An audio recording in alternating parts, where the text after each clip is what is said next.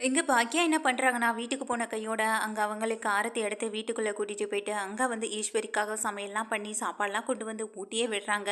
இதனால இதை உணர்ச்சி வசப்பட்ட ஈஸ்வரி கண்கலங்கவும் ஆரம்பிச்சர்றாங்க பாக்கியா கிட்ட. "நீ எனக்கு ஒரு மகளா இருந்து என்ன நீ கவனிச்சுக்கிற. ஆனா இத்தன வருஷமா உன்னை நான் புரிஞ்சுக்காம எவ்வளவோ கஷ்டப்படுத்திட்டேன் பாக்கியா. ஆனா அதெல்லாம் கூட நீ மனசுல வச்சுக்காம, எனக்கு நீ இப்படி ஒரு உதவிய பண்ணியிருக்கன்னு சொல்ல என்னத்த என்னைய வேற ஏதோ ஒரு ஆள் மாரி நெனச்சுட்டு இப்படி பேசுறீங்க? இப்படி பேசுறது தான் எனக்கு ரொம்ப கஷ்டமா இருக்கு. இது போல இனிமே என்கிட்ட இப்படி பேசாதீங்க ப்ளீஸ் அப்படின்னு சொல்றாங்க. இல்ல பாக்கியா, என்ன இருந்தாலும் உன் இடத்துல வேற யாராவது இருந்திருந்தா, ஏன் உன் இடத்துல ராதிகாவே இருந்திருந்தா இந்த மாதிரி எனக்காக துணிஞ்சு என்னைய காப்பாத்திருப்பாளான்னு கேட்டா கண்டிப்பா இல்லவே இல்லைன்னு சொல்றாங்க. இதை கேட்டுட்டு இருந்த தாத்தாவும் ராதிகாவையும் பாக்கியாவையும் ஒரே இடத்துல வச்சு பேசாத ஈஸ்வரி, ராதிகா வேற இங்க பாக்கியா வேற அப்படின்னு சொல்றாங்க. சுத்தி இருக்க எல்லாருமே தன்னுடைய அம்மாவை நினைச்சு பெருமைப்படுறாங்க. அதே நேரம் எங்க பாட்டி ஊருக்கு வீட்டுக்கு வந்ததை நினைச்சு ரொம்ப சந்தோஷப்படுறாங்க. இப்படி குடும்பமே சந்தோஷத்துல இருந்துகிட்டு இருக்கேன். சரி, நீங்கள் எல்லாரும் வீட்டில் இருங்க, நான் ஒரு நிமிஷம் வெளியில் போயிட்டு வரேன்னு சொல்ல, இந்த நேரத்தில் எங்கே பாக்கியா போகிறேன்னு சொல்லி கேட்குறாங்க தாத்தா. அதுக்கு இங்கே பாக்கியாவும், இல்லை மாமா, நான் ஏதோ ஒரு அவசரத்தில், அதுவும் எங்கள் அத்தையை காப்பாற்றணுங்கிற ஒரு வேகத்தில் எங்கள் மையுவை நான் அவங்க வீட்டில் இருக்க, அதாவது அவங்க அம்மா கிட்ட கூட சொல்லாமல் நான் கோர்ட்டு வரைக்கும் கூட்டிகிட்டு வந்துட்டேன். அது எந்த தாயாக இருந்தாலும் அவங்களுக்கு கோவம் வரத்தான் செய்யும், அந்த கோவம் இருக்கத்தான் செய்யும். அதனால என் மேலே இருக்கிற கோவத்தினால, இல்லை மையு அவங்க கிட்ட சொல்லாமல் வந்துட்டா அப்படின்ற ஒரு கோவத்தில் மையு கிட்ட வேறு எப்படியாவது நடந்துப்பாங்களோன்ற ஒரு சின்ன பையன் மனசில் இருந்துகிட்டே இருக்குது. அதனால தான் மாமா நான் வீடு வரையும் போயிட்டு எங்கள் மையம் மேலே எந்த தவறும் இல்லைன்னு நான் சொல்லிட்டு வரேன்னு சொல்கிறாங்க. அது இல்லை பாக்கியா, இந்த நேரத்தில் நீ போகணுமா? ஏற்கனவே அவங்க நம்ம மேலே கோவத்தில் இருப்பாங்க அப்படின்னு சொல்ல, அவங்க நம்ம மேலே கோவப்படுறதுக்கு எதுவுமே இல்லை தாத்தா. நம்ம தான் அவங்க மேலே நியாயமாக பார்த்தா கோவத்தில் இருக்கணும்னு இங்கே எழிலும் சொல்கிறாங்க. ஆமாம் தாத்தா, இங்கே எழில் சொல்கிறதா சரின்னு செழியனும் சொல்ல, நீ போயிட்டு வாமான்னு சொல்லி அனுப்பிவிடுறாங்க. இங்கே ஈஸ்வரியும், நீ போயிட்டு வா பாக்கியா, எனக்காக அந்த பிள்ளை இவ்வளோ தூரம் வந்து சாட்சி சொல்லியிருக்கு. அந்த பிள்ளை இவ்வளோ தூரம் எனக்காக இங்கே வரைக்கும் வந்து சாட்சி சொல்லியிருக்கு. அந்த பிள்ளைக்கு யாராலையும் எந்த தொந்தரவும் இருக்கக்கூடாது. நீ நேராக போய் என்ன நடந்ததுன்ற விஷயத்த சொல்லிட்டு வா அப்படின்னு சொல்கிறாங்க. சரிங்க அத்தை, நான் போயிட்டு வரேன். நீங்கள் இருங்க வீட்டில், பத்திரமா பார்த்துக்கோங்க பாட்டி அப்படின்னு வீட்டில் எல்லாத்தையும் சொல்லிட்டு இங்கே பாக்கியா கிளம்பி கோபி வீட்டுக்கு வராங்க. கோபி வீட்டில் ஏற்கனவே பிரச்சனைக்கு மேலே பிரச்சனை போயிட்டுருக்கு. அங்கே கமலவை நிற்க வச்சு கேள்வி கேட்டுக்கிட்டு இருக்காங்க. ராதிகா, எல்லாம் உன்னால தான். இன்னால எனக்கு மானம் மரியாதை எல்லாமே போயிடுச்சு. இப்போ அவங்க வீட்டில் உள்ளவங்க எல்லாரும் என்ன நினச்சிருப்பாங்க? நானும் சேர்ந்து தானே போய் கம்ப்ளைண்ட் கொடுத்தேன்னு நினச்சிருப்பாங்க. இதெல்லாம் எனக்கு தேவையா சொல்லு? எதுக்குமா இப்படி பண்ணுனேன்னு சொல்லி இங்கே சத்தம் போடுறாங்க கமலா கிட்ட. அதே நேரம் நிற்கிற மையு கிட்ட இங்கே கமலா சொல்கிறாங்க, எல்லாம் உன்னால தான் மையு, நீ எதுக்கு கோர்ட்டுக்கு வந்த? அவள் வந்து கூப்பிட்டா நீ வந்துடுவியா அப்படின்னு சொல்கிறாங்க. அது மட்டும் இல்லாமல் இங்கே கேட்குறாங்க, அவள் உன்னை அப்படி சொல்ல சொன்னாலான்னு கேட்க, நீ பண்ணுற தப்பெல்லாம் வச்சுட்டு இப்போ மையம் மேலே பழி போடாதம்மா. நீ தப்பு பண்ணியிருக்க, அது உன் முகமே காட்டி கொடுக்குது. இப்படி பொய்யான கேஸை கொடுத்துட்டு இப்போ அப்படி சொன்னாங்களா இப்படி சொன்னாங்களா நீ இங்கே மையக்கிட்ட வந்துட்டு சண்டைக்கு வரேன் அப்படின்னு சொல்லி கேட்குறாங்க. இங்கே வந்துட்டு ராதிகாவும் இது கேட்டுட்டு இருந்த கமலா வந்துட்டு, சும்மா நிறுத்தடி, எல்லாம் உன்னோட நல்லதுக்காக தான் அப்படின்ற மாதிரி சொல்ல. ஏன் நல்லதுக்காகவா?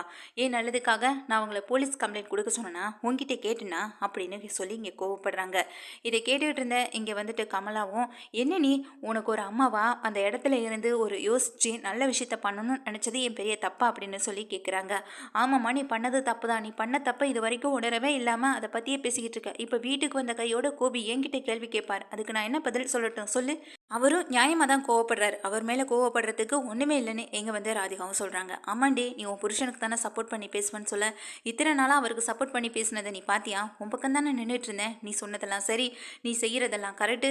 இது எல்லாத்துக்கும் அவன் பக்கத்தில் நின்ன பாரு, என்னே சொல்லணும்னு சொல்லிட்டு இங்கே ராதிகா சத்தம் போகிறான். அந்த நேரம் பார்த்து எங்கள் வீட்டில் ஹாலிங் பில் அடிக்க எங்கள் ராதிகா சொல்கிறாங்க, இதோ அவர் வந்துட்டார், அவர்கிட்ட நீ தான் சொல்லணும், நான் எனக்கும் இதுக்கும் எந்த சம்மந்தமும் இல்லைன்னு எங்கள் ராதிகா சத்தம் போடுறாங்க. சரி, போய் கதவு திறக்கலான்னு சொல்லிட்டு அங்கே போய் கதவு திறந்தா இங்கே பாக்கியா வந்து நிற்கிறாங்க. பாக்கியா பார்த்த அதிர்ச்சியில் எங்கள் ராதிகாவும் கமலாவும் நிற்க, உள்ளே வந்து வாங்கன்னு சொல்லி கூப்பிடவே இல்லை. ஆனால் இங்கே ஓடி போய் மயு உள்ளே வாங்க ஆண்டின்னு சொல்லி கையை பிடிச்சி இழுக்க, எங்கள் மயுவை பிடிச்சி கையை தட்டி விட்டு இந்த பக்கமாக இழுத்து விடுறாங்க. மயு, உனக்கு எந்த பிரச்சனையும் இல்லைன்னு சொல்ல, என் பொண்ணுக்கு என்ன பிரச்சனையாக இருக்க போது, எதுக்காக இங்கே வந்தீங்கன்னு சொல்லிங்க ராதிகா கோவப்படுறாங்க. நான் சொல்கிறது ஒரு நிமிஷம் கேளுங்க ராதிகா, இதில் கோவப்படுறதுக்கு ஒன்றுமே இல்லைன்னு சொல்ல, என்னையை கேட்காம நீங்கள் எப்படி என் பொண்ணை நீங்கள் அங்கே கோர்ட் வரைக்கும் கூட்டிகிட்டு வர முடியும்? அதுவும் ஸ்கூலுக்கு போய் அவளை கூட்டிகிட்டு வந்திருக்கீங்க, உங்களுக்கு எவ்வளோ திமிரு இருக்கும் அப்படின்ற மாதிரி கேட்குறாங்க. நான் என்ன சொல்ல வரேன்னு ஒரு நிமிஷம் கேளுங்க ராதிகா அப்படின்னு சொல்ல, நீங்கள் என்ன வேணாலும் நினச்சிக்கோங்க, என்ன வேணாலும் சொல்லிக்கோங்க, அதை பற்றி எனக்கு எந்த கவலையும் இல்லை. என்னோட மையுவை நீங்கள் அங்கே கூட்டிகிட்டு வந்தது ரொம்ப பெரிய தப்புன்னு சொல்ல, மையுவை கூட்டிகிட்டு வந்ததுனால தானே இப்போ யார் மேலே தப்பு இருக்குது யார் மேலே தப்பு இல்லை அப்படின்றத தெரிஞ்சுக்க முடிஞ்சுது அப்படின்னு சொல்கிறாங்க எங்கள் பாக்கியா. நீங்கள் சொல்கிறது சரின்னு இருக்கட்டும் பாக்கியா, ஆனால் அதுக்காக நீங்கள் என்கிட்ட இதுக்கு முன்னாடி இதை பற்றி பேசியிருந்துருக்கணும், எதுக்காக இதை பற்றி பேசலைன்னு கேட்குறாங்க எங்கள் ராதிகாவும். அதுக்கு இங்கே பாக்கியா சொல்கிறாங்க, ஒருவேளை இதை பற்றி பேசியிருந்தேன்னா உங்கள் அம்மாவை காப்பாற்ற காப்பாற்றணும், உங்கள் அம்மா மேலே எந்த தப்பும் வந்துடக்கூடாது, ஒருவேளை உங்கள் மேலே ஏதாவது பழிச்சொல் வந்துடும்னு பயந்து நீங்கள் மயுவை எங்கள் கோர்ட் வரைக்கும் கொண்டு வராமல் விட்டுருவீங்களோன்ற ஒரு சின்ன ஒரு சந்தேகம் எனக்கு இருந்ததுனால தான் நான் இது போல் பண்ணினேன். அப்படி நான் நினச்சிருந்தா தப்பாக இருந்தால் நான் மன்னிச்சிருங்க. நான் மயுவை கூட்டிகிட்டு வந்தது தப்பு தான், அதுக்கு மன்னிப்பு கேட்டுட்டு போகலான்னு தான் வந்தேன் அப்படின்னு சொல்கிறாங்க. ஆனால் இது வரைக்கும் நீங்கள் பண்ண தப்புக்கு அங்கே அத்தைகிட்ட வந்து ஒரு மன்னிப்புன்னு நீங்கள் கேட்கக்கூட இல்லை, அதை அவங்க எதிர்பார்க்கவும் இல்லை. இதை நான் சொல்லி காட்டணும்னு சொல்லலை, ஆனால் இதுதானே உண்மைன்னு சொல்கிறாங்க எங்கள் பாக்கியாவும். என்ன பாக்கியா எல்லாத்தையும் சொல்லிட்டு சொல்லி காட்டலன்னு வேற சொல்கிறீங்களேன்னு எங்கள் ராதிகா சொல்ல, இவளோட எண்ணமே இவளுடைய குணமே அப்படித்தானே, முதல்ல நீ எதுக்கு இந்த வீட்டுக்கு வந்த, இந்த வீட்டை விட்டு முதல்ல வெளியில் போ அப்படின்னு சொல்லி இங்கே கமலா கத்துறாங்க. உடனே கமலா கிட்ட எங்கள் பாக்கியா சொல்கிறாங்க, எல்லா தவறையும் பண்ணிட்டு எப்படிங்க உங்களுக்கு மனசாட்சி இல்லாமல் நடந்துக்க முடிஞ்சுது, எங்கள் அத்தை தான் பண்ணினாங்கன்னு அடித்து சொன்னீங்க, இப்போ யார் மேலே தப்பு இருக்குன்னு நல்லாவே தெரிஞ்சிடுச்சு, அப்படி தவறு உங்கள் மேலே இருக்குன்னு தெரிஞ்சும் எப்படிங்க இப்படியெல்லாம் எங்கிட்ட பேசுகிறதுக்கு உங்களுக்கு மனசு வருதுன்னு எங்கள் பாக்கியாவும் கேட்குறாங்க. நான் சண்டை போடுறதுக்காக வரல, எங்கள் மயுவை பார்த்து நன்றி சொல்லிட்டு போகலான்னு தான் வந்தேன்னு சொல்லிட்டு இங்கே மயுவை பக்கத்தில் கூப்பிட ராதிகா பார்த்து மயுவை மறைக்கிறாங்க. மயுவும் எங்கள் பக்கத்தில் போகிறாங்க. பக்கத்தில் வர மயு கிட்ட எங்கள் பாக்கியா சொல்கிறாங்க, இந்த வயசில் நீ எனக்கு பண்ணது மிகப்பெரிய உதவி மயு, இதை நான் என்றைக்குமே என்னுடைய வாழ்க்கை முழுக்க நான் மறக்கவே மாட்டேன். உன் அம்மாவுக்கும் உன் பாட்டி பக்கமும் நிற்கணும்னு நினைக்காம உண்மை பக்கம் நின்னல, அது மட்டும்தான் உன்கிட்ட இருக்கிற மிகப்பெரிய ப்ளஸ்ஸே, அதை வந்துட்டு நீ எப்போதுமே தக்க வச்சுக்கணும் மயு, இப்போன்னு இல்லை எப்போதுமே நீ நல்லா வருவ அப்படின்னு சொல்லிட்டு எங்கள் மயுக்கு ஒரு முத்தமும் கொடுத்துட்டு அங்கிருந்து எங்கள் பாக்கியா கிளம்பணும்னு நினைக்கிறாங்க. அந்த நேரம் எங்கள் கமலா நிற்க சொல்கிறாங்க, நீ நினச்சது நடந்துருச்சுன்னு மட்டும் நினச்சிட்டு இருக்காத பாக்கியா அப்படின்னு சொல்ல, நீ ஒவ்வொரு நாளும் கஷ்டத்தை மட்டும்தான் அனுபவிக்க போகிறேன்னு சொல்கிறாங்க. அந்த கஷ்டம் யாருக்கு வருதுன்னு நல்லாவே உங்களுக்கு தெரியும், இப்போ தான் நான் வாழ்க்கையில் சந்தோஷமாகவே இருந்துகிட்டு இருக்கேன்னு எங்கள் பாக்கியாவும் சொல்கிறாங்க. இதை கேட்டு ராதிகா அதிர்ச்சி அடைஞ்சு நின்றுட்டு இருக்காங்க. ஏன்னா கோபி தன்னுடைய வாழ்க்கையில் இருந்த வரைக்கும் அவங்க கஷ்டத்தை மட்டும்தான் அனுபவிச்சிருக்காங்கன்னு ஏற்கனவே பல தடவை இங்கே வந்துட்டு பாக்கியா சொல்லி கேட்டிருக்காங்க. அதை தான் இப்போ அவங்க மீன் பண்ணி சொல்கிறாங்கன்ற விஷயத்தையும் இங்கே ராதிகா புரிஞ்சுக்கிறாங்க. அதுபோல் அங்கே நிற்கிற கமலா இங்கே பாக்கியா பக்கத்தில் வராங்க. தேவையில்லாமல் இந்த விஷயத்தில் நீ மூக்க நுழைச்சி இப்போ நீ என்கிட்ட பெரிய அளவில் மாட்டிக்கிட்ட, கண்டிப்பாக இனிமேல் என்னால் நீ நிறைய கஷ்டங்களை அனுபவிக்க தான் போகிறேன்னு சொல்ல, இது வரைக்கும் எத்தனையோ கஷ்டங்களை அனுபவிச்சிட்டேன், உங்களாலேயும் ஒரு கஷ்டம் வருதுன்னா அதையும் அனுபவிச்சு பார்த்துட வேண்டியதான் அப்படின்னு சொல்கிறாங்க எங்கள் பாக்கியாவும். பாக்கியாவோட இந்த திமிர பேச்சை பார்த்த கமலாவுக்கு கொஞ்சம் கூட பிடிக்கல. எங்கே வந்து நின்றுக்கிட்டு எங்கள் வீட்டு பொண்ணை யாருக்குமே தெரியாமல் எங்கள் கோர்ட்டுக்கு கூட்டிகிட்டு வந்து காப்பாற்றிட்டோன்னு நினச்சிட்டு இருக்கியா அப்படின்னு சொல்லி கேட்க, உண்மை என்றைக்குமே நிலைக்கும் அப்படின்னு சொல்கிறாங்க. இதை கேட்டுக்கிட்டு இருந்தேன் எங்கள் ராதிகா எதுவுமே பேசாமல் அமைதியாக இருந்துக்கிட்டு இருக்கேன். கமலா இங்கே ஒரு நொடி கூட தாமதிக்காமல் அங்கே நின்று பாக்கியாவோட கழுத்தை பிடிச்சதா பாக்கியாவே எதிர்பார்க்காத நேரத்தில் பிடிச்சி கழுத்தை பிடிச்சி வெளியே தள்ள, அப்போ தான் எங்கள் கோபி வீட்டுக்குள்ளே என்ட்ரி ஆகுறாங்க. பாக்கியா வந்து கீழே விழ போக எங்கள் கோபி வந்து தாங்கி பிடிச்சிட்டு ரொம்ப கோவத்தோடு எங்கள் கமலாவை பார்க்குறாங்க. அதே நேரம் எங்கள் பாக்கியா வந்துட்டு கோபியை பார்க்க, கோபி வந்து எங்கள் பாக்கியாவை பிடிச்சி ஒரு ஓரமாக நிற்க வச்சுட்டு நேராக கமலா கிட்டே போகிறாங்க. என்ன பண்ணுறீங்க நீங்கள் அப்படின்னு சொல்லி கேட்க, என்ன பாசம் அப்படியே ரொம்ப தான் வடியுது, அதுவும் பொண்டாட்டி வீட்டுக்கு வந்த கையோட உங்களுக்கு அவ்வளோ பாசமா அப்படின்னு சொல்லி கேட்குறாங்க. அது மட்டும் இல்லாமல் பாரு ராதிகா, உன் முன்னாடியே இங்கே இவர் எப்படி நடந்துக்கிறார் பாருன்னு சொல்ல, நீங்கள் நடந்துக்கிற விதம் தான் சரியில்லை அப்படின்னு சொல்கிறாங்க எங்கள் கோபி ரொம்ப கோவமா.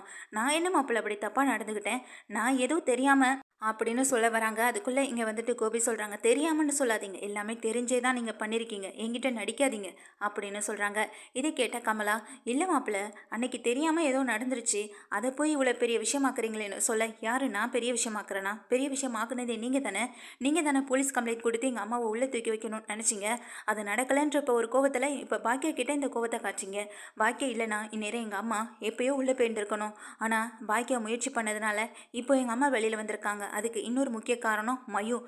இப்போ உங்களுக்கு பயந்துகிட்டு உண்மையை சொல்லாமல் இருந்திருந்தா தான் அவன் மேலே நான் வருத்தப்படணும். ஆனால் இங்கே யாருக்கும் பயப்படாமல் உண்மையை வெளிப்படையாக சொன்ன மயுவை என் பொண்ணுன்னு சொல்லிக்க எனக்கு பெருமையாக தான் இருக்குன்னு எங்கள் கோபியும் சொல்கிறாங்க. என்ன திடீர்னு பொண்ணு பாசம்லாம் வருது, இத்தனை நாளாக மயுவை நீங்கள் அப்படி நினச்சது கூட இல்லைன்னு சொல்ல, நான் அப்படி இருந்து நீங்கள் கவனிச்சது இல்லையா, இல்லை வேணும்னு எங்கள் மயுவை வந்து காயப்படுத்தணும்னு பேசுகிறீங்களா? மயுவை பற்றியோ என்னையை பற்றியோ பேசுகிறதுக்கு உங்களுக்கு கொஞ்சம் கூட தகுதியே இல்லை. மயு என்னுடைய பொண்ணு, இனியா எப்படியோ அதே போல தான் மயுவும் எனக்குன்னு எங்கள் வந்து கோபியும் சொல்கிறாங்க. அதே நேரம் எங்கள் பாக்கியாவை பார்க்குறாங்க. பாக்கியா எதுவுமே பேச அமைதியாக இருக்க, இங்கே கமலாவை பார்க்குறாங்க. கமலா வந்துட்டு ரொம்ப கோவமாக எங்கள் பாக்கியாவையும் கோபியையும் பார்க்குறாங்க. உனக்கு முன்னாடியே பாருடி, அவர் பொண்டாட்டிக்கு தான் சப்போர்ட் பண்ணி நின்றுட்டுருக்காரு, இன்னமும் அந்த பாக்கியாவை மறக்க முடியாமல் தான் இருந்துக்கிட்டு இருக்காரு. அதனால தான் அந்த குடும்பத்தை விட்டு கொடுக்க முடியாமல் ஒவ்வொரு தடவையும் அந்த குடும்பத்தை பக்கமே நின்று பேசிக்கிட்டு இருக்காரு. இப்போன்னு இல்லை, நீ எப்போதுமே ஒரு கூட சந்தோஷமாக சேர்ந்து வாழ போகிறதே கிடையாது, அதுக்கு அவர் இடம் கொடுக்க போகிறதும் கிடையாது. இப்படியே நீ அவர் கூட இருந்தனா அவரை நம்பி ஏமாந்து போக வேண்டியதுதான். பேசாமல் நான் சொல்கிறத கேளு அப்படிங்கிறாங்க. இப்போ என்ன சொல்ல வர, பேசாமல் உன் கூட கிளம்பி ஊருக்கு வரணும்னு சொல்கிறேன்னு கேட்க, நான் அப்படி சொல்ல வரல ராதிகா, எங்கள் எங்கள் கோபியை அதான் உன் புருஷனை உன் கைக்குள்ளே போட்டுக்கிறது உன்கிட்ட தானே இருக்குது, அது மட்டும் ஏன் உனக்கு தெரிய மாட்டேதுன்னு சொல்லி கேட்குறாங்க. இங்கே பாருங்க, வந்த வேலை என்ன, வந்த வேலை முடிஞ்சிருச்சு. அதான் இந்த குடும்பத்தில் பெரிய பிரச்சனை பண்ணணும்னு நினச்சிங்க, பண்ணி முடிச்சிட்டிங்க. அப்புறம் என்ன, பேசாமல் கிளம்பி போக வேண்டியதானே, இன்னமும் எதுக்கு இந்த வீட்டில் இருந்துக்கிட்டு எங்களுக்கு தொந்தரவு கொடுத்துட்ருக்கீங்கன்னு சொல்லி கேட்குறாங்க. பாருடி, உனக்கு முன்னாடியே உன் புருஷன் என்னெல்லாம் பேசுகிறாருன்னு பாருடி அப்படின்னு சொல்கிறாங்க எங்கள் கமலாவும். எங்கேயும் அதுக்கு ராதிகா சொல்கிறாங்க, அவர் சொல்கிறது உண்மைதானம்மா, அவர் எதுவும் தப்பாக சொல்லலையே, நீ வந்ததுக்கு அப்புறம் தான் பிரச்சனையே நடக்க ஆரம்பிச்சது. சொல்லப்போனால் அதுதான் உண்மையும் கூட. எங்கள் அத்தை வந்து இறந்தப்போ கூட எங்களுக்குள்ள அந்த மாதிரியான பிரச்சனைகள் எதுவுமே எப்போதுமே வந்தது கிடையாது. ஆனால் நீ என்னைக்கு இந்த வீட்டில் காலடி எடுத்து வச்சியோ அணையிலேருந்து பிரச்சனை மட்டும் ஓயவே இல்லைம்மா அப்படின்னு சொல்கிறாங்க. என்னடி இப்போ நீ அவர் பக்கம் சாஞ்சிட்டியான்னு சொல்ல, எல்லாம் இவ போட்ட மந்திரமாக இருக்கும் அப்படின்னு சொல்லி பாக்கியாவை சொல்கிறாங்க. இங்கே பாருங்கள், தேவையில்லாமல் என்ன இந்த பிரச்சனைக்குள்ளே இருக்காதீங்க. நான் வந்த விஷயம் இங்கே மையோ பார்க்குறதுக்காக வந்த மையோ பார்த்துட்டேன், பேசிட்டேன். அதே மீறி நீங்கள் எங்கிட்ட நடந்துக்கிட்ட விதம் ரொம்ப தவறு. இப்போ வரைக்கும் நீங்கள் பண்ண தப்புக்கு வருத்தப்படவும் இல்லை, அந்த வருத்தத்துக்காக எங்கள் அத்தைக்கிட்ட நீங்கள் மன்னிப்பு கேட்க தயாராகவும் இல்லை. அந்த மன்னிப்பு எங்களுக்கு தேவையும் படாது. ஆனால் அதே நேரம் நான் அதை சொல்லிக்கவும் விரும்புகிறேன். இனிமேல் இங்கே நின்று நான் என்ன பண்ண போகிறேன், நான் கிளம்புறேன்னு சொல்லிட்டு கிளம்ப, ஒரு நிமிஷம் நில்லு பாக்கி அப்படின்னு சொல்கிறாங்க எங்கள் கோபி. இதை கேட்டு எங்கள் ராதிகாவும் கமலாவும் அதிர்ச்சியோட பார்க்க, எங்கள் கோபி வந்து பாக்கியா பக்கத்தில் போகிறாங்க. ரொம்ப நன்றி பாக்கியா, நீ மட்டும் இல்லைன்னா அம்மா இந்நேரம் எனக்கு சொல்லவே முடியலை அப்படின்னு சொல்லிட்டு கண் கலங்குறாங்க. ஆனால் எங்கள் பாக்கியா எதுவுமே பேசாமல் கோபியை கடந்து அவங்க தன் வீட்டுக்கு போயிட்டுருக்காங்க. இப்போது போன பாக்கியாவை பார்த்துட்டே இருக்கவங்க ரொம்ப கோபத்தோட எங்கள் கமலாவை பார்க்குறாங்க.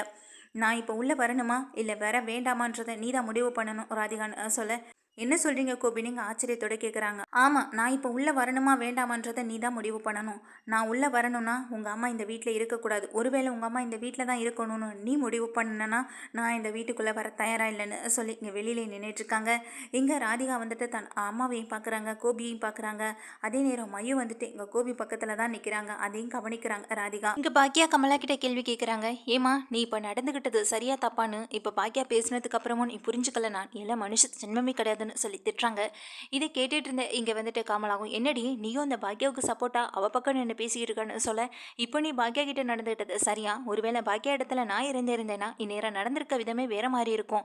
ஆனால் பாக்கியாவை இருக்கிறதுனால இவ்வளோ அமைதியாக பொறுத்துட்டு போகிறாங்க. இப்போ கூட மயுவை நினச்சி கவலைப்பட்டு இவ்வளோ தூரம் வந்து மயுவுக்காக பேசிட்டு போகிறாங்க. பற்றி அவங்கள கூட நான் புரிஞ்சுக்காம இருந்தேனா அப்படின்னு சொல்லிட்டு இங்கே தன்னுடைய அம்மாவை பார்க்குறாங்க.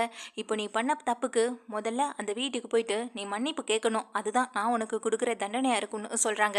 இதை கேட்ட எங்கள் கமலா ஆடி போய் நிற்கிறாங்க. நான் போய் அந்த ஈஸ்வரி கிட்ட மன்னிப்பு கேட்கணுமா, அதெல்லாம் எந்த ஜென்மத்துக்கும் நடக்கவே நடக்காதடி அப்படின்னு சொல்கிறாங்க. இங்கே பாருமா, இந்த வீட்டில் உனக்கு இருக்கணும்னு தோணுச்சுன்னா என் கூடயும் மயு கூடயும் உனக்கு சந்தோஷமாக இருக்கணும்னு நீ நினச்சினா கண்டிப்பாக இந்த வீட்டுக்கு போய் நீ வந்துட்டு மன்னிப்பு கேட்டு தான் ஆகணும் அப்படின்னு சொல்கிறாங்க. இதை கேட்ட கோபியும் அமைதியாக முறைச்சி பார்த்தபடி நின்றுட்டே இருக்காங்க. இங்கே மயு சொல்கிறாங்க, ஆமாம் பாட்டி, தப்பு பண்ணது நீங்கள் தானே, என்ன நடந்ததுன்னு தெரியாமல் நீங்கள் வேணும்னே ஈஸ்வரி பாட்டி மேலே பழி போட்டது ரொம்ப தப்பு. நான் கூட ஸ்கூலில் தப்பு பண்ணிட்டேன்னா சாரி கேட்பேன், தப்பு பண்ணால் சாரி கேட்குறது ஒன்றும் தவறு கிடையாதுன்னு சொல்கிறாங்க. உன்னை எப்படி சின்ன பொண்ணு, அவளுக்கே எல்லாமே தெரிஞ்சிருக்கு, ஆனால் இவ்வளோ வயசாயும் நீ ஏமா அதை புரிஞ்சுக்காமல் நடந்துகிட்டு இருக்கன்னு சொல்லி இங்கே தன்னுடைய அம்மாவை திட்டுறாங்க. இப்போவே நீ போகிற அப்படின்னு சொல்ல, இதை கேட்ட எங்கள் கமலா ஆடி போய் நின்றுட்டுருக்காங்க. என்னால் அந்த வீட்டு பக்கம் காலடி எடுத்து வைக்க முடியாதுன்னு சொல்ல, அப்போது இனிமேல் இந்த வீட்டில் ஒரு நிமிஷம் கூட நீ இருக்கக்கூடாது அப்படின்னு சொல்கிறாங்க. தப்பு பண்ணிட்டேன்னு போய் அவங்க கிட்ட மன்னிப்பு கேட்கறதுனால நீ ஒன்றும் குறைஞ்ச போயிட மாட்டேன். இப்போ கூட நான் சொல்கிறதுக்கு காரணம் எனக்கும் உனக்கும் இதில் சம்மந்தம் இருக்குன்னு கூட அவங்க நினச்சிட்டு இருப்பாங்க. அந்த சந்தேகமும் அவங்களுக்கு தீரணும்னா நீ போய் மன்னிப்பு கேட்டு தான் ஆகணும் அப்படின்னு சொல்கிறாங்க. வேறு வழி இல்லாமல் இங்கே மயுவும் முக்கியம், ராதிகாவும் முக்கியம். தான் பண்ண தவறை வந்துட்டு எப்படி அவங்க கிட்ட போய் மன்னிப்பு கேட்குறதுன்னு தெரியாமல் தயங்கி போய் நின்றுட்டு இருக்காங்க எங்கள் கமலாவும். நான் இவ்வளோ சொல்கிறேன், எதையுமே கேட்காம அமைதியாக நின்றுட்டுருக்கேன்னு சொல்லி ரொம்ப கோவப்பட்ட ராதிகா இங்கே வந்து தன்னுடைய அம்மா கையை பிடிச்சி இழுத்துட்டு நேராக அந்த வீட்டுக்கு போகிறாங்க. வீட்டுக்கு போகிறவங்க அங்கே ஈஸ்வரி அழுதுட்டு உட்காந்துட்டு இருந்திருக்காங்க. வீட்டில் ஹாலில் உட்காந்து பேசிக்கிட்டு இருக்காங்க. உன்னால் பாரு அந்த குடும்பம் எவ்வளோ கஷ்டப்பட்டு போயிருக்குன்னு சொல்லிட்டு நேராக எங்கள் வீட்டுக்குள்ளே அழைச்சிட்டு வராங்க தன்னுடைய அம்மாவை. நீ பண்ண தப்புக்கு முதல்ல மன்னிப்பு கேளுமா அப்படின்னு சொல்ல, எங்கள் கமலை தயங்கி போய் நின்றுட்டுருக்காங்க. அங்கே ஈஸ்வரிக்கும் வந்துட்டு அப்போ தானே மனசு வரும், அப்போ தானே அவங்களும் கொஞ்சமாவது மனசு நிம்மதி அடைவாங்க. அதை நினச்சி தான் எங்கள் பாக்கியா இப்படி ஒரு விஷயத்தையே பண்ணியிருக்காங்க. அதே போல் எங்கள் பாக்கியா நினச்சபடியே கமலாவும் வீட்டுக்கு வந்துடுறாங்க. கமலா வீட்டுக்கு வந்துட்டு எல்லாம் முன்னாடி மன்னிச்சிருங்க அப்படின்னு சொல்கிறாங்க. இதை கேட்ட எங்கள் தாத்தாவும், ஒரு குழந்தைய வச்சு ஈஸ்வரியை பழி வாங்கணும்னு நினச்சிங்க, ஆனால் இன்னொரு குழந்தை மூலமாக ஈஸ்வரி காப்பாற்றப்பட்டிருக்கான். குழந்தை தெய்வத்துக்கு சமம்னு சொல்வாங்க. ஈஸ்வரி மேலே தப்பு இல்லைன்னு அந்த குழந்தைய வந்து சொல்லியிருக்கு. அதுவே எங்களுக்கு போதும். இந்த மன்னிப்பெல்லாம் எங்களுக்கு தேவையில்லைன்னு சொல்றாங்க எங்க தாத்தாவும். இதை கேட்ட எங்க கமலாவுக்கு வந்துட்டு ரொம்ப அசிங்கமாவும் போயிடுது. அப்படியே கொஞ்சம் கண்கலங்கி நின்னுட்டு இருக்காங்க. வா போகலான்னு சொல்லிட்டு எங்க தன்னுடைய அம்மாவ இழுத்துட்டு போக, அதுக்கப்புறம் தான் எங்க ஈஸ்வரிக்கே வந்துட்டு மனசு ஓரளவு நிம்மதி அடையுது. இங்க ஒரு வழியா கோர்ட்லேருந்து தப்பிச்சு வந்தாலும், இங்க தான் மேல தப்பில்லைன்னு நிரூபிச்சாலும், இங்க கமலா பேசின பேச்சுக்கெல்லாம் மன்னிப்புன்னு ஒரு வார்த்தை தான் இவங்களுக்கு ஒரு மருந்தாவே இருக்கு. இத நினைச்சு தான் எங்க பாக்கியாவும் இப்படி ஒரு விஷயத்த பண்ணியிருக்காங்க. அத தாத்தாவும் புரிஞ்சுக்கிறாங்க. இங்க எல்லாருக்காகவும் பார்த்து பார்த்து பண்ற பாக்கியாவ நினைச்சு ரொம்பவும் பெருமைப்படுறாங்க. அதேபோல அங்க கோபியும், இங்க கமலா வந்துட்டு வீட்டுக்கு போய் மன்னிப்பு கேட்டத நினைச்சு சந்தோஷப்பட்டாலும், இன்னொரு தடவை இந்த குடும்பத்துல இவங்களால பிரச்சனை வராம எப்படி இருக்கும்? அதனால முதல் வழியா முதல்ல இவங்கள ஊருக்கு அனுப்பணும். அதுக்கு ஊர்ல இருக்க சந்துருவை வர வைக்கணும். சந்துரு மூலமா தான் இவங்கள இங்கேருந்து அனுப்ப முடியும்னு நினைச்சிட்டு, அந்த ஒரு பிளான்ல இங்க வந்து கோபியும் இருந்துட்டு இருக்காங்க.